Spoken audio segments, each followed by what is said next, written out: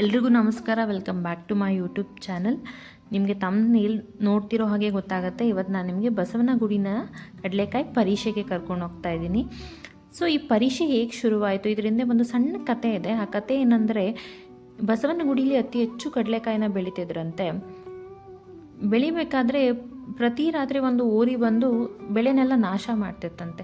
So ರೈತರೆಲ್ಲ ಒಂದು ರಾತ್ರಿ ಅದಕ್ಕೆ ಕಾದು ಕುಳಿತು ಆ ಓರಿ ಬಂದಾಗ ಅದನ್ನು ನೋಡಿದಾಗ ಅವರಿಗೆ ಅನಿಸುತ್ತಂತೆ, ಇದು ಓರಿ ಅಲ್ಲ, ಇದು ನಂದಿ, ಅತಿ ಎತ್ತರವಾದ ನಂದಿ ಅಂತ ಹೇಳಿ ಅವರೆಲ್ಲರೂ ಬೇಡ್ಕೋತಾರಂತೆ ನಂದಿ ಹತ್ರ. ನಿನಗೆ ಒಂದು ಗುಡಿ ಕಟ್ಟಿಸ್ತೀವಿ, ಮತ್ತು ಪ್ರತಿ ವರ್ಷ ಕಡೆ ಕಾರ್ತಿಕ ಸೋಮವಾರದಲ್ಲಿ ಕಡಲೆಕಾಯಿ ಪರೀಕ್ಷೆನ ಮಾಡ್ತೀವಿ ಅಂತ ಹೇಳಿ. ಅವಾಗಿಂದ ಹೋರಿ ಯಾವುದೇ ರೀತಿಯಾದ ತೊಂದರೆ ಕೊಡೋದಿಲ್ವಂತೆ ಬೆಳೆಗೆ. ಸೊ ಇದರಿಂದ ಈ ಕಡಲೆಕಾಯಿ ಪರೀಕ್ಷೆಯನ್ನು ಒಂದು ಆಚರಣೆ ಶುರುವಾಯಿತು.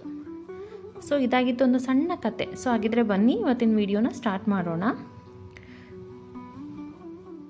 ನೋಡಿ, ಇದು ದೇವಸ್ಥಾನದ ಒಳಗಡೆ ತುಂಬ ಚಿಕ್ಕ ಚಿಕ್ಕ ದೇವಸ್ಥಾನಗಳಿದೆ.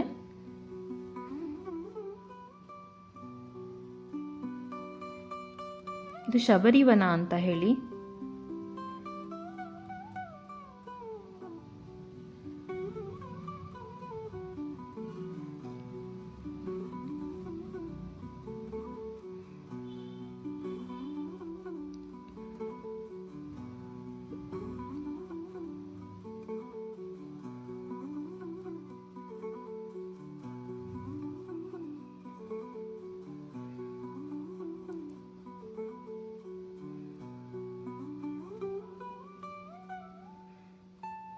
ನೋಡಿ, ಇದು ನಂದಿ ದೇವಸ್ಥಾನ.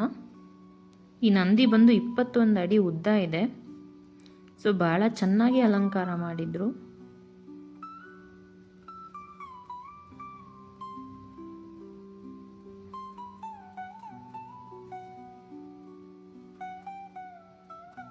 ನೋಡಿ, ಈ ರೀತಿ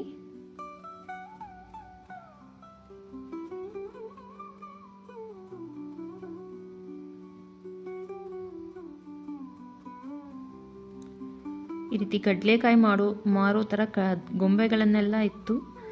ಅದರ ಮುಂದೆ ಕಡಲೆಕಾಯಿಗಳನ್ನು ಇಟ್ಟಿದ್ರು.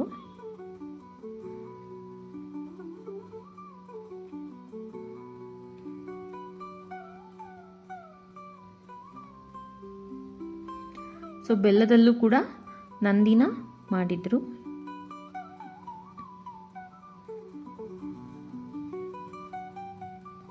ಸೊ ಎಲ್ಲೆಲ್ಲೂ ಕಡಲೆಕಾಯಿನ ಮಾರ್ತಾ ಇದ್ರು.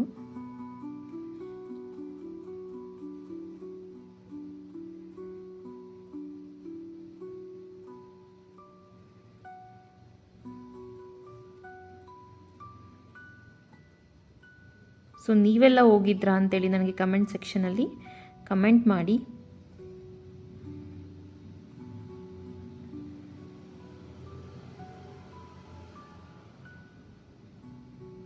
ಸೊ ಇಲ್ಲೊಬ್ರು ಗಾಂಧಿ ಥರ ವೇಷ ಹಾಕಿ ಸ್ವಲ್ಪನೂ ಅಳ್ಳಾಡದೆ ಹಾಗೇನೆ ನಿಂತಿದ್ರು.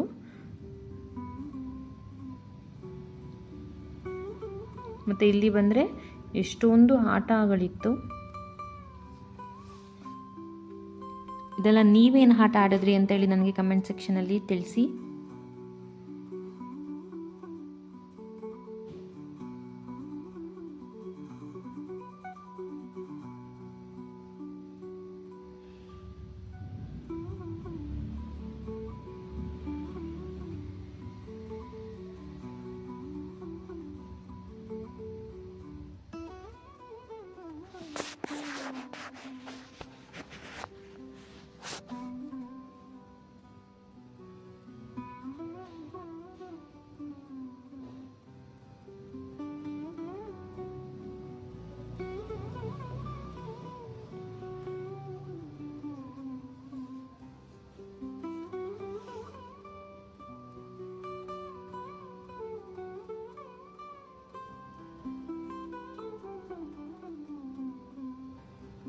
ಇಲ್ಲಿ ವಿಧ ವಿಧವಾದ ಕಡಲೆಕಾಯಿಗಳಿತ್ತು. ಬೇಯಿಸಿರೋದು, ಹುರಿದಿರೋದು, ಮತ್ತು ಮಸಾಲೆ ಕಡಲೆಕಾಯಿ, ಈ ಥರ ವಿಧ ವಿಧವಾದ ಕಡಲೆಕಾಯಿಗಳಿತ್ತು. ಸೊ ಇದೆಲ್ಲ ಯಾರಿಗೆಲ್ಲ ನೆನಪಿದೆ, ಕಲ್ಯಾಣ ಸೇವೆ, ಬತ್ತಾಸು.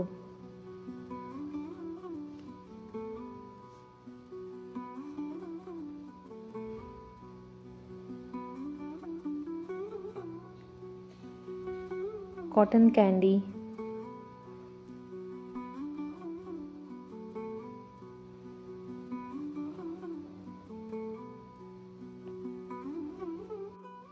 ಸೊ ಈ ವಿಡಿಯೋ ನಿಮಗೆ ಇಷ್ಟ ಆಯಿತು ಅಂತೇಳಿ ನಾನು ಭಾವಿಸ್ತೀನಿ.